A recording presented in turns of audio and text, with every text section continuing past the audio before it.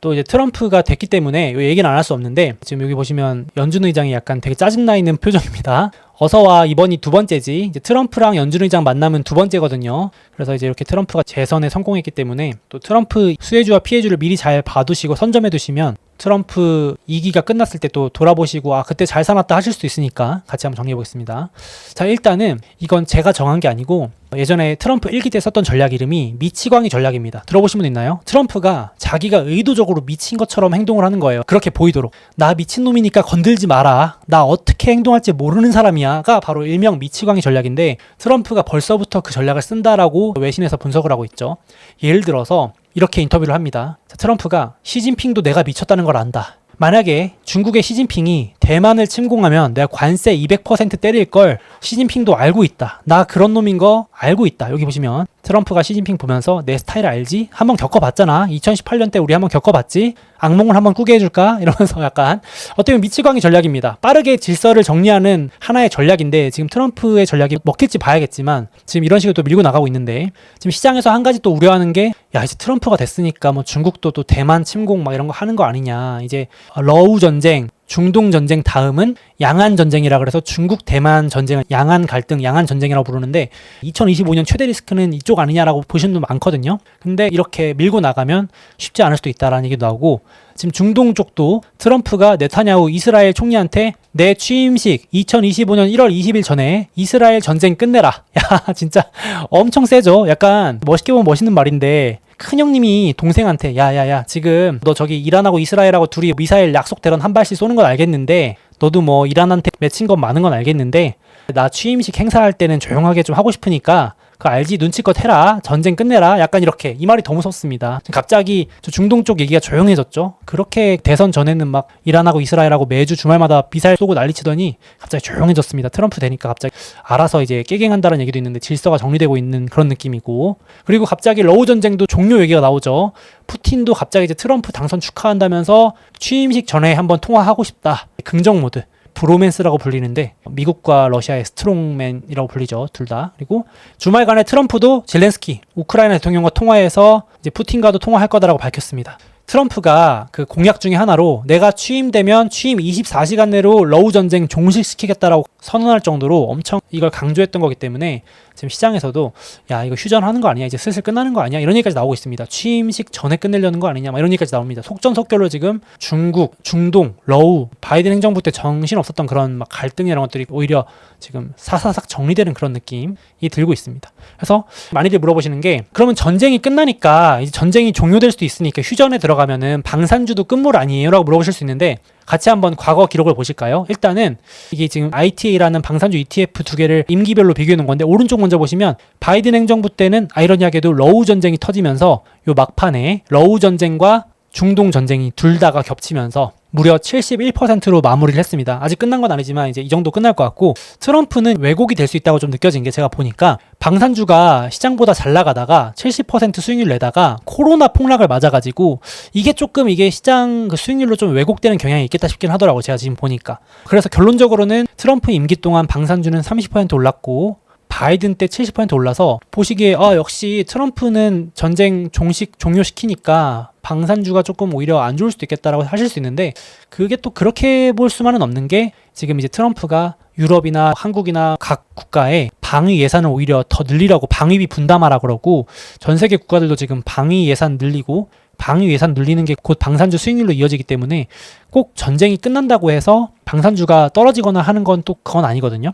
트럼프의 논리가 세계 평화는 힘으로 유지한다 이런 기조예요. 그러니까 막강한 국방력과 군사력이 있어야 세계 평화가 유지되는데 그러려면 미국도 국방 예산을 더 늘려서 오히려 다른 나라들이 꾸벅도 못하게 해야 된다. 함부로 미국을 건드릴 생각도 못하게 만들어야 된다. 그 힘의 논리로 제압해야 된다가 트럼프의 논리이기 때문에 오히려 그래서 임기 초반에도 국방 예산을 엄청 늘려가지고 오히려 방산주가 달리기도 했었습니다. 그러니까 이제 너무 흑백 논리로 보실 건 아닌 게 트럼프가 저런 식으로 각국의 전쟁들을 휴전시키거나 종식시키면 평화의 시대가 오니까 방산주는 끝물 아닌가라고 하실 수 있지만 또 조금 다를 수 있다. 이게 신냉전의 시대가 이어지는 상황이기 때문에 그 정도 보시면 되겠습니다. 제가 뭐 그렇다 아니다 답 드리긴 어려운데 방산주가 또 의외로 계속 또 잘 갈 수도 있다. 이렇게 또 보시면 될 것 같고 일단 방산주 얘기 먼저 해봤고 전쟁 얘기 나온 김에 그리고 지금 빅테크 CEO들도 지금 빠르게 줄 서는 이유가 있습니다. 자, 빅테크 CEO들 한 명도 빠짐없이 트럼프 축하합니다 글을 올렸는데 핵심이 뭐냐면 순서입니다. 순서. 여러분, 빅테크 CEO 중에 트럼프 당선 축하 제일 먼저 한 사람 누굴까요? 한번 맞춰보세요. 빅테크 CEO 중에 지금 트럼프한테 제일 잘 보여야 될 사람 1등이 제가 한번 소개한 적 있는데 제프 베조스가 당선 확정되는 느낌 들자마자 바로 올렸습니다. 1등. 제프 베조스가 그때도 제가 말씀드렸지만 트럼프랑 감정이 안 좋았었기 때문에 트럼프 1기 때 클라우드의 피해를 많이 봤었어요. 트럼프가 경쟁사인 마이크로소프트한테 일감을 다 몰아줬기 때문에. 그래서 제프 베조스가 지금 완전히 고개 숙이고 들어가거든요, 트럼프한테. 그래서 너무너무 축하합니다. 글도 제일 길게 썼어요. 제일 진심 어리게 썼어요, 제가 봤을 때는. 다른 그 축하 글들은 약간 챗GPT로 쓴 것 같은데 제프 베조스는 아주 그냥 진심을 담아서 제발 날 잘 봐줘 이런 느낌으로 썼다. 그리고 두 번째로 빨리 올린 사람이 바로 구글입니다. 왜 구글이냐? 구글이 지금 반독점 소송 중이거든요. 이게 다 정부랑 연결이 돼 있습니다. 그래서 지금 뭐 아마존도 반독점 소송, 리나 칸이라고 하는 바이든 행정부에서 하는 그 반독점 담당하는 집행관이 눈에 불을 켜고 아마존하고 구글을 때리고 있거든요. 아마존의 전자상거래는 반독점이다. 저거 독점이다. 그리고 구글도 지금 검색 시장 장악하는 게 반독점이다. 그래서 쪼개야 된다 막 이런 얘기 나왔었는데 지금 구글 입장에서도 정부한테 잘 보여야 되거든요. 그래가지고 지금 트럼프가 됐기 때문에 트럼프한테 빨리 잘 보여야 이런 반독점 소송도 좀 정리해주고 우호적으로 그냥 좀 해주고 할 수 있거든요. 그래서 좀 줄서기에 들어갔습니다. 그래서 저커버그도 빅테크 중에 중간 정도로 축하 메시지를 보냈는데 트럼프가 자기 대통령 되면 감옥 보낸다 그랬거든요. 저커버그한테. 그러니까 트럼프랑 메타의 저커버그 감정이 제일 안 좋습니다. 엄청 안 좋아요. 사적으로. 왜냐면 저커버그가 소셜미디어를 이용해서 트럼프한테 선거에 악의적인 영향을 끼쳤다라고 트럼프가 주장하면서 소셜미디어를 갖고 있기 때문에 저커버그가 페이스북 이런 거 있잖아요. 그런 걸로 인해서 트럼프가 대선에서 악영향을 받았다 뭐 이런 주장도 있었기 때문에 트럼프가 이제 내가 대통령 되면 바로 저커버그 감옥 보낸다 그랬는데 그래서 눈치 보는 거죠. 저커버그도 축하합니다. 역사적인 승리를 이뤄서 축하합니다. 말하면서 엄청 이제 아부가 담긴 말들을 했고 제일 눈치 안 보는 건 애플인 것 같아요. 팀 쿡은 약간 반독점 소송도 아니고 참고로 이제 애플의 팀 쿡은 또 좀 약간 민주당 좀 지지자이기도 해가지고 그런 것도 있는데 제일 늦게 올렸습니다. 차이 많이 나게 올렸어요. 이런 것도 그냥 우스갯소리로 받아주시면 될 것 같고 어쨌든 지금 빅테크 CEO들도 앞다퉈서 지금 트럼프 눈치 보기에 들어갔다. 실제로 이 트럼프 눈치를 보느냐에 따라서 성과가 달랐던 기록이 있기 때문에 1기 때 이게 또 무시할 수 없습니다. 이렇게 됐고 당연히 지금 보시면 애플이 압도적으로 민주당 지지가 크죠. 애플은 확실히 이쪽이고 다른 기업들도 민주당 쪽이 셌는데 이제 눈치 빨리 봐야죠. 테슬라 빼곤 다 민주당이 되길 바랐었을 텐데 이렇게 이제 바뀌어가지고 아부하기에 들어갔다 보시면 될 것 같고 당연히 배팅으로만 보면은 이 머스크의 테슬라가 제가 이전 영상에 소개드렸지만 압승이었고 근데 제가 지금 왜 빨리 줄 서는 순으로 누가 제일 빨리 했냐 누가 제일 늦게 했냐 이걸 말씀드렸냐면은 트럼프가 줄 서는 순으로 혜택을 줍니다. 이게 아주 난리가 난 사건이었는데 트럼프가 사업가여가지고 그런지 몰라도 자기한테 빨리빨리 축하한다고 하고 빨리 찾아온 순서대로 혜택을 준 사례가 있어요. 그래가지고 지금 난리가 난 건데 2016년 유명한 사례가 있죠. 자, 2016년에 트럼프가 당선되자마자 일본의 아베 총리가 며칠 안에 바로 미국으로 건너가가지고 전 세계 정상 중에서 가장 먼저 트럼프와 만난 게 바로 일본의 전 아베 총리입니다. 그래서 이제 트럼프가 골프를 진짜 좋아하거든요. 골프 광입니다. 그래서 황금 골프채를 선물해가지고 그때 아주 환심을 샀다라는 소문이 있는데 이게 이제 저만의 그 뇌피셜이 아니고요. 이게 이제 정설로 받아들여져가지고 지금 전 세계 각국의 정상들과 빅테크 CEO들부터 거물들이 트럼프한테 누가 더 빨리 줄 서나 대결을 하고 있는 거예요. 그래가지고 일본 벤치마킹 여기 보시면 기사가 그래서 나온 겁니다. 아베처럼 재빨리 취임 전부터 회동 잡으려고 각국이 분주하다. 지금 트럼프와 누가 더 빨리 만나냐. 그래야 혜택이 주는데 실제로 정말 우연의 일치인지 모르겠는데 이러고 나서 트럼프 2016년 1기 때 제일 전 세계에서 주식 수익률이 좋았던 나라가 일본입니다. 그 아이러니하죠. 미국보다도 좋았던 게 일본 증시가 2016년 트럼프 1기 때 3달 동안 1등을 달렸습니다. 그래서 이번에는 누가 이 수혜를 볼지 모르겠지만 지금 그런 느낌으로 빅테크들도 아마존 제프 베조스가 야 이번엔 내가 손해 안 봐야지 그러고 제일 먼저 축하글을 올린 것도 같고 아마 서로 전화하려고 날릴 겁니다. 그래서 우스갯소리인데 이거 한국도 이런 기사 났더라고요. 한국계 대통령도 8년 만에 골프채 잡았다. 트럼프와 골프 외교 준비. 왜 그런지 아시겠죠 이제. 그래서 지금 이제 트럼프랑 만나려면은 골프를 쳐야 골프 한 게임 치면서 대화를 할 수 있거든요. 비즈니스. 그래가지고 이제 우리나라 대통령도 2016년 이후로 골프를 안 했는데 참모의 조언에 따라 최근에 연습을 시작했다. 이게 골프 외교를 해야 되거든요. 이제 트럼프가 골프 너무 좋아하기 때문에. 더 웃긴 얘기는 일본의 현 총리 이시바 총리는 골프를 또 안 쳐가지고 그래서 아베만큼 못할 것 같다. 이제 트럼프랑 통화를 5분밖에 못했는데 아베 때는 막 찾아가고 골프 치고 이러고 황금 골프채 선물했는데 이번에는 안 된다면서 일본 여론도 안 좋다고 하더라고요. 아쉽다고. 이 정도로 지금 전 세계에서 트럼프 눈치를 본다 정도로 재미삼아 봐주시면 될 것 같습니다. 그러니까 트럼프 약간 사업가, 비즈니스맨이니까 확실히 이런 거 좀 민감하게 하는 것도 같고 그렇습니다. 그리고 이제 요 얘기도 있는데 최근에 마이크로소프트가 좀 부진해서 지금 저희 구독자분들도 아쉽다 이런 말씀들을 하시는데 약간 이것도 우스갯소리긴 한데 여러분 빌 게이츠가 마이크로소프트의 창업자이자 또 대주주 중에 하나이긴 한데요. 참고로 빌 게이츠가 대표적인 민주당 지지자입니다. 그래가지고 이번에 뭐라 그러냐면은 빌 게이츠가 트럼프가 만약에 당선되면 미국을 떠나겠다라고 선언을 해서 화제가 되기도 했었어요. 빌 게이츠만 그런 게 아니고 유명한 가수인 테일러 스위프트부터 해서 헐리우드의 유명 배우들이나 유명 인사들이 다 같이 모여가지고 트럼프가 되면 미국을 떠나겠다라는 선언에 같이 동참을 했거든요. 근데 이제 트럼프가 돼버렸잖아요. 그러니까 이제 빌 게이츠가 트럼프 되자마자 바로는 아니고 이제 확정되는 거 기다렸다가 축하합니다 막 이러면서 했는데 글에 성의는 없어 보였어요. 약간 챗GPT가 써준 느낌이었습니다. 그래서 기사 나온 거예요. 그래서 머스크는 대박났고 빌 게이츠는 아쉽다라는 희비 갈린 미국 기업인 이런 얘기가 나왔는데 그래서인지 이게 제가 끼워 맞추기일 수도 있는데 마소 주가가 올해 빅7 중에 꼴찌. 이거 정말 부진합니다. 트럼프 수혜를 전혀 못 보고 있어요. 지난주에도 트럼프 수혜로 테슬라도 많이 올랐지만 빅테크 웬만한 거 다 올랐거든요. 근데 마소는 아쉽습니다. 이거 올해 수익률이 아주 나쁜 건 아닌데 워낙 다른 빅테크들이 잘해가지고 물론 이거 창업자 빌 게이츠 때문만은 아닙니다. 이거 또 너무 진지하게 보시면 안 되는데 조금 아쉬운 부분이 있다. 수혜는 못 봤다. 그리고 약간 트럼프가 정말로 빌 게이츠를 만약에 정말 안 좋아한다면 불이익을 줄 수도 있긴 한데 그렇게까지는 아닐 것 같은데 이런 얘기도 있습니다. 빌 게이츠가 오죽하면 트럼프가 싫어서 미국을 떠나겠다, 이민 가겠다라고 했으니까 증시에서 좋은 영향을 못 받았지 않나 이런 생각도 합니다. 농담 반, 진담 반 이런 것도 말씀드렸고 그리고 이제 취임 첫날 이제 트럼프가 2025년 1월 20일 날 취임 첫날 41개 바이든 정책 뒤집기에 들어갑니다. 바이든 지우기라고도 하는데 이제 이때 나오는 거에 따라서 증시가 요동치거나 관련주들이 급등락이 나올 것 같아서 이제 1월 달 전후로 변동성이 커질 거다 이런 얘기를 많이 하는 겁니다. 그래서 이제 아예 트럼프가 이번에 작심을 하고 장남입니다. 트럼프 아들이에요. 트럼프 첫째 아들을 완전히 전면에 내세워가지고 구성하는데 아예 트럼프 장남이 이렇게 말을 했어요. 트럼프에 충성하는 인물을 아니면 다 내보내겠다라고 할 정도로 엄청나게 세게 이번에 말을 했습니다. 왜냐면 트럼프 1기 2016년에는 트럼프가 정치 초보기도 했고 약간 하는 것마다 사사건건 다 방해를 받았다고 합니다. 부통령하고도 사이가 안 좋았고 내각도 자기가 원하는 사람으로 다 지정할 수 있었던 게 아니었는데 이번에는 트럼프 충성파들로 완전히 세울 수 있게끔 힘이 많이 세졌죠. 그래서 예스맨이라고 하는데 완전 충성파들로 해서 지금 정책을 더 힘있게 밀어붙인다는 얘기가 많죠. 그래서 1월달 전후로 변동성 커진다라는 얘기 계속 나오는 거고 그 전까지 좀 괜찮다가 여기 보시면 역시 트럼프가 지금 가장 강하게 밀어붙일 게 교육과 관련된 거, 이민, 불법 이민자 추방, 그리고 에너지 시추하는 거, 물가가 비싸니까 에너지 가격 낮추기 위한 거, 성소수자 이런 관련으로 언급이 많았다. 그래서 이렇게 얘기를 하고 있고 교육이나 성소수자 이런 얘기도 중요할 수 있겠지만 지금 주식 투자와 관련해서는 조금 요건 제외하고 제일 먼저 할 수 있는 얘기가 바로 이제 국경 봉쇄. 지금 미국인들이 가장 불만 중에 하나가 불법 이민자들이 들어와서 이제 많은 불편함을 주고 하는 것들인데 트럼프가 명령 1호로 삼을 만한 게 요거라고 많이 지금 유력하게 평가받고 있습니다. 명령 1호라는 건 되게 중요하기 때문에 구독자 여러분들도 트럼프가 행정명령으로 맨 먼저 뭘 하는지도 중요하게 보실 필요가 있는데 일단 유력하게 예상되는 게 요건데 바로 국경 봉쇄하면서 불법 이민자들 추방한다고 하니까 관련주가 벌써 움직이기 시작합니다. 내년 1월 20일 날 발표될 예정인 기대감이 벌써 2달 전부터 움직이고 있는 거니까 얼마나 빨리 반영되고 있는지 느껴지시죠?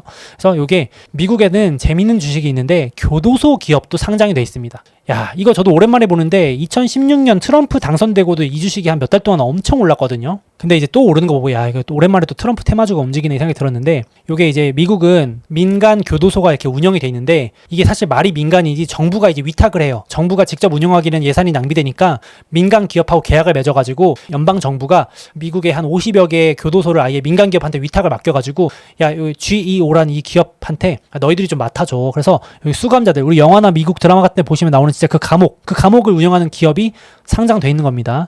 그래서 지금 이 주식이 왜 오르냐? 이제 불법 이민자들을 추방하고 그럼 이제 수용을 해놓고 해야 되니까 그런 불법 이민자들을 가둬놓을 보호하거나 수용할 시설의 수요가 또 늘어날 테니까 그 기대감으로 주가가 급등하면서 주간 75% 참 웃기죠. 이건 추천이 아니고 그냥 이런 트럼프 테마주가 있다. 이런 기대감으로 이렇게 많이 오른다 보시면 될 것 같고, 참고로 오바마 행정부 때랑 바이든 행정부에서는 이 민간 교도소 기업 계약을 축소하는 쪽으로 정책을 완전히 반대로 갔었어요. 그래서 얘는 정확하게 트럼프 행정부 수혜주, 바이든 오바마 행정부 피해줍니다. 완전히 양극화되는. 그래서 얘는 사실 작년까지도 계속 빠지기만 하던 주식이었는데 올해 들어서 트럼프 기대감으로 완전 되돌려진 겁니다. 그래서 바이든 행정부에서는 교도소 같은 거 위탁하지 말자, 이민자들한테 우호적인 정부였기 때문에 지금 바이든 행정부나 오바마 행정부에서는 이런 기업들한테는 별로 우호적이지 않았던 거죠. 계약을 끊는다거나 축소하겠다고 발표했었는데 트럼프가 되돌릴 것으로 예상이 되면서 지금 오르고 있다 보시면 될 것 같고, 비슷하게 이제 트럼프가 아메리카 스트롱 외치잖아요. 그래가지고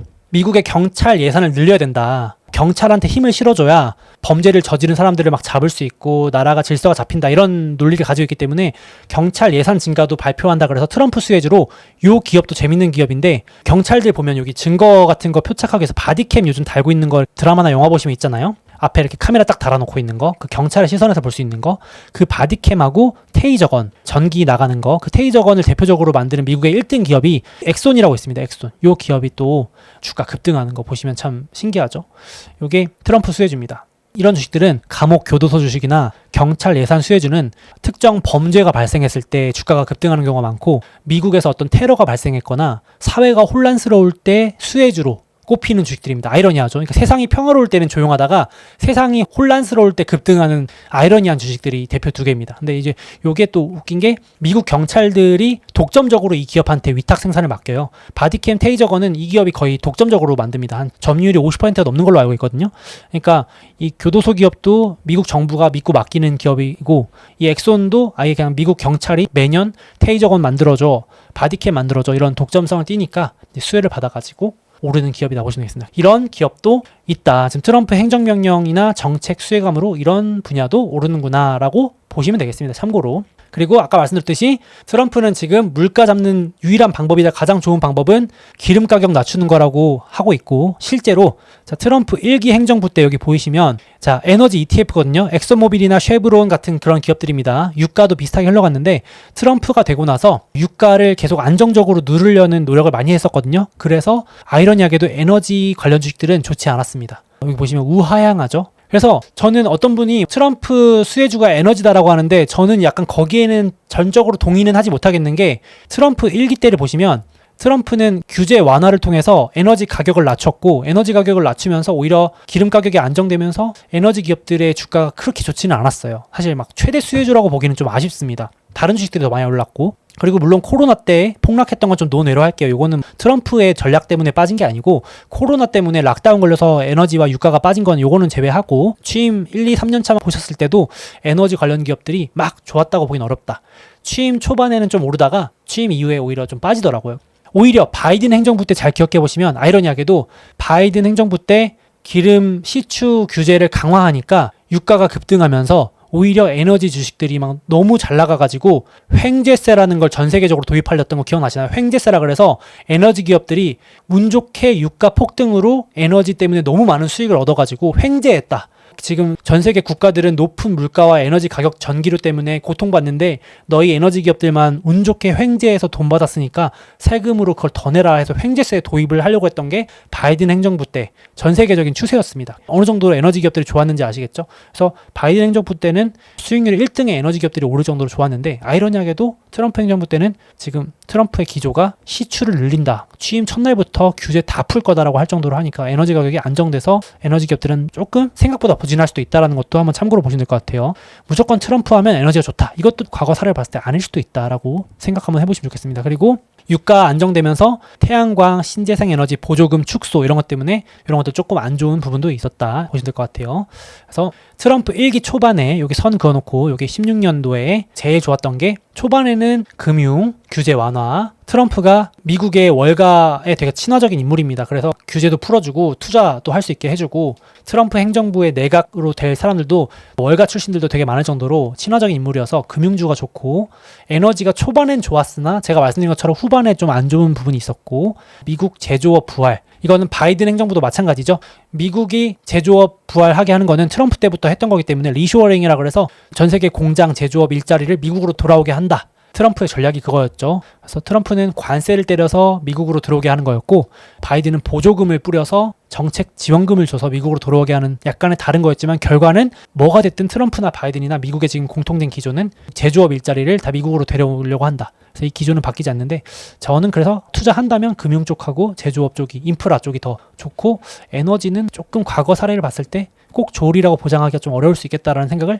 조심스럽게 해봅니다. 결과는 봐야겠지만. 그리고 이제 새롭게 등장한 건 역시 SEC 증권거래위원장도 이제 갈아치웁니다. 암호화폐 쪽으로. SEC 우리나라 치면 금감원장 정도 될 수도 있고 더 높은 단계라고 볼 수 있는데 증권거래위원장 후보가 현재 바이든 행정부에서는 암호화폐 규제론자입니다. 그래서 암호화폐 업계에서 로비를 엄청나게 해가지고 이제 트럼프랑 공화당 쪽에 친 암호화폐 관련된 인사들이 많이 당선이 됐거든요. 그래서 이제 지금 차기 위원장들 후보들이 하나같이 암호화폐 규제 없애야 된다. 라고 외치고 있습니다. 그래서 이런 기대감도 지금 암호화폐 시장에 불고 있다고 보시면 될 것 같아요. 그래서 코인베이스라고 하는 미국의 최대 암호화폐 거래소는 최대 기부자 중에 한 곳입니다.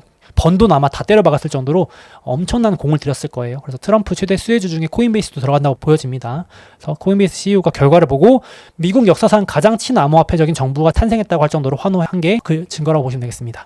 그래서 제가 다른 영상에서 보여드렸지만 지금 비트코인도 되게 긍정적으로 막 고점 뚫고 날아가고 있고 코인 관련주 마이크로스트레치, 로빈후드, 코인베이스 같은 거래소나 관련주들도 상당히 긍정적인 흐름을 보일 것으로 기대된다. 이렇게 해석해 볼 수 있겠습니다.